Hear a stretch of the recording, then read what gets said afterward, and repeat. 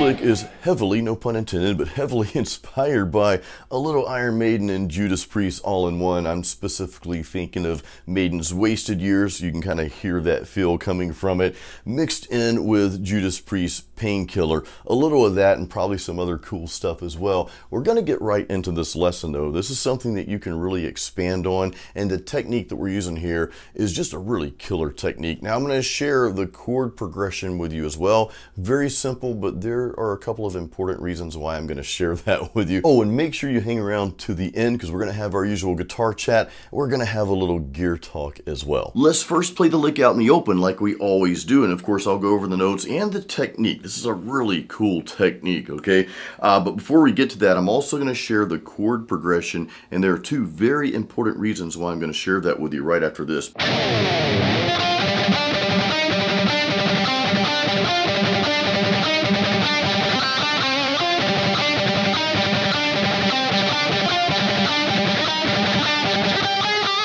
It's a really fun lick to play. I can't wait to share this with you. But before that, again, I'm going to go over the chord progression really quickly here, okay? So we're in the key of G minor. One of the reasons I'm sharing this with you is because this is a key you might not be used to playing in, and you may have never played in this key before, okay? Now, the reason why we're doing that, why it's in, G minor instead of E minor or A minor or something you're used to playing in, well, two reasons for that. Actually, it's because it's going to fit the little lead pattern that we're playing here. The neat thing about this particular lick here is I had the lick in my head and I kind of wrote it before I put it to a chord progression. Normally we write the rhythms first, then come back and play the solo over it. Well, this happened backwards, and sometimes that can be a really good thing because it stretches you a little bit. You're like, okay, well this sounds cool. Well, what fits that? So I had to figure that out, right? Other reason is it's simply a good thing to practice stuff outside of the norm. Guys, this is going to really help you expand. So without further ado, here is the G minor metal chord progression.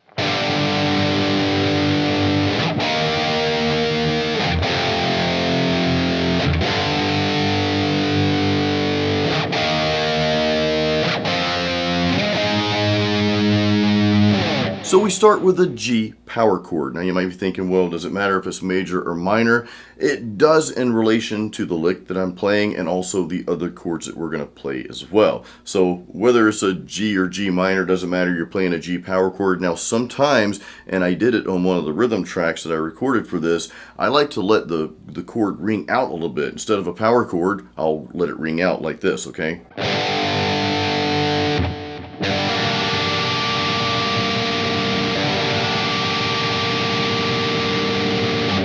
So I actually play more strings, just playing a bar chord. I don't go all the way down, but hopefully that makes sense. I like to do that with rhythm sometimes, and we're turning this into a completely different lesson here. I didn't mean to expand so much, but I do hope that this part helps you just as much as the lead part that we're about to go through, because it's these little things that I want you to think about as you're writing your own riffs, which I encourage you guys to do, okay? So sometimes instead of just playing the power chord, yeah, it's meaty and chunky and all, sometimes I like to play a little bit more than that and just let it ring out. So anyway, after that G, okay, or if you're playing the chord there, the G minor, we're going to go to an E flat, and then after that I go to an F. So again, those three chords.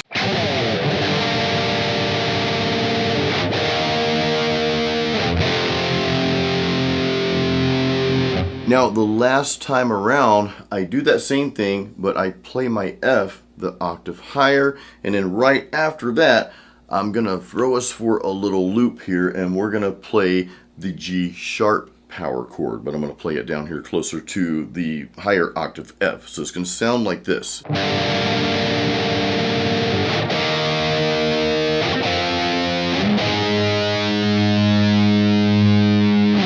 And that part was to fit that last part of the lick that we're about to learn, this part right here.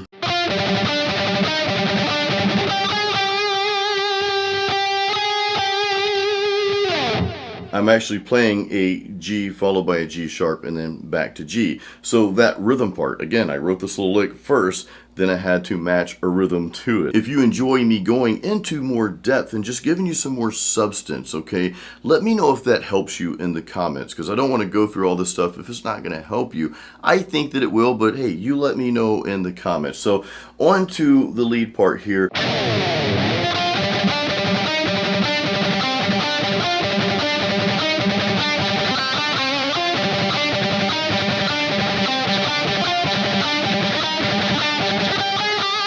So the culprit of this pattern is the open G string, okay? The strategy, and this is really simple, is just the alternate picking and palm muting, the typical heavy metal strategy, right? We love our power chords and our alternate picking and downstrokes as well, right? But we love to alternate pick and we love that palm muted sound. All we're doing here, guys, is we're gonna be playing on frets 10, 8, 7, 5, okay? That's really it for most of the riff until we get to the very end. We're also going to be playing that G and G sharp, which those are going to be frets 12 and 13.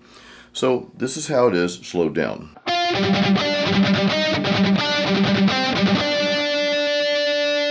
So that's it, right? So we play one note, one fretted note, then we're going to alternate pick and palm mute the open G string, again, just like this.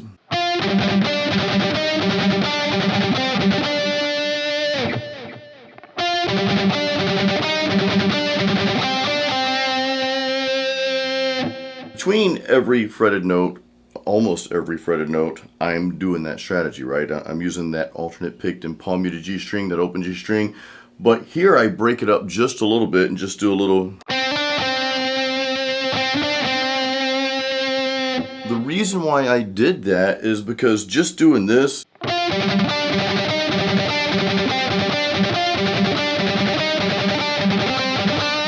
if I were to continue doing that like the second time around, for me it just got a little monotonous. I started it out like that, but I'm like, let me just break it up a little bit. So I did this instead, okay?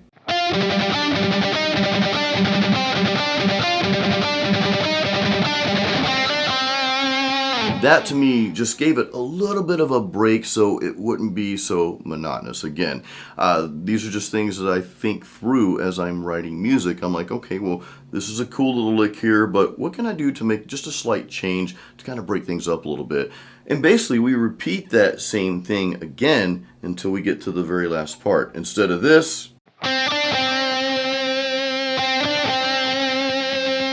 we're doing this.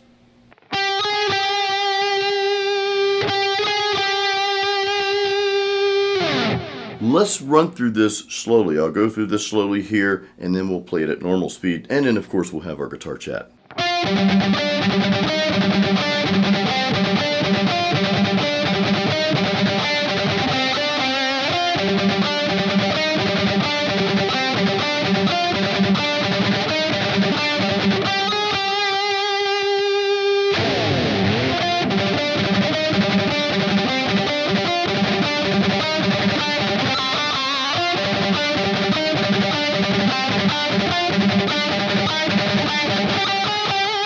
Before we get into our guitar chat, if you do not have my free Metal Riffs and Licks practice guide, make sure you download a copy of that. This guide has literally helped thousands of guitar players on my channel here, just like yourself. So again, if you don't have that, there's a link to Metal Riffs and Licks in the description of this video. I want to go just a little deeper on the progression that we chose, the key that we played this in, G minor. Now the key is not the important thing here. The important thing is that most of you, I think I can safely say that most of you do not play in this key, G minor. Some of you have probably never played anything in this particular key before, okay?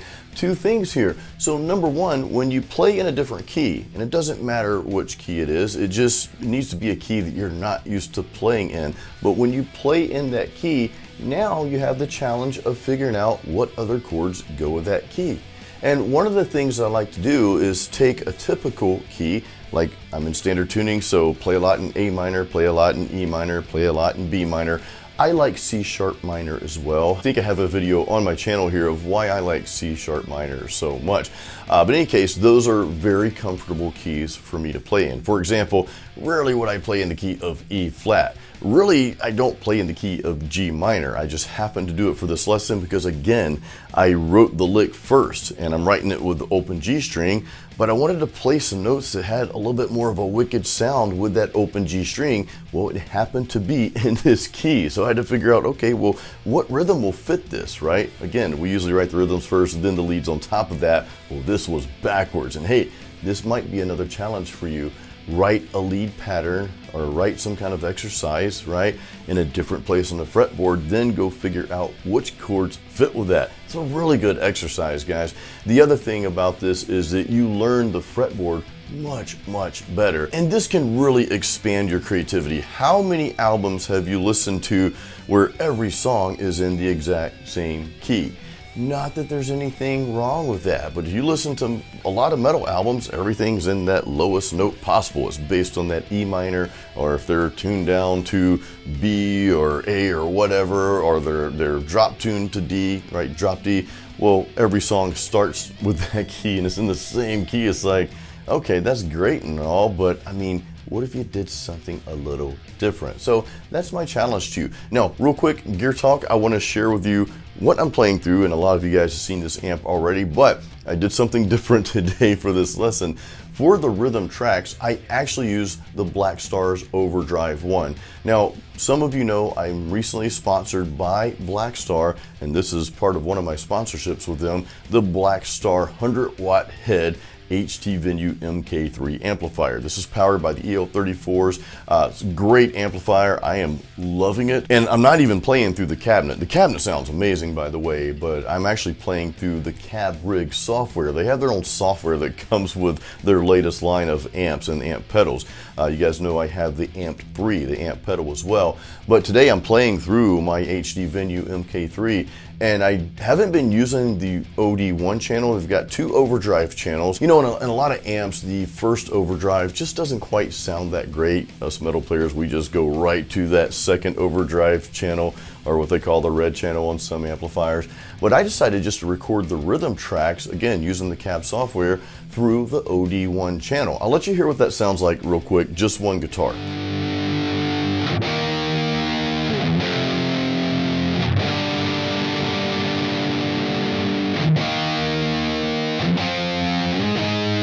Now, of course, you guys know that I record two rhythm tracks. I'll hard pan one and I'll go back and record a second rhythm track to get those little nuances in between the two rhythms there. And this is what it sounds like, the OD1 channel on the HT Venue MK3 together.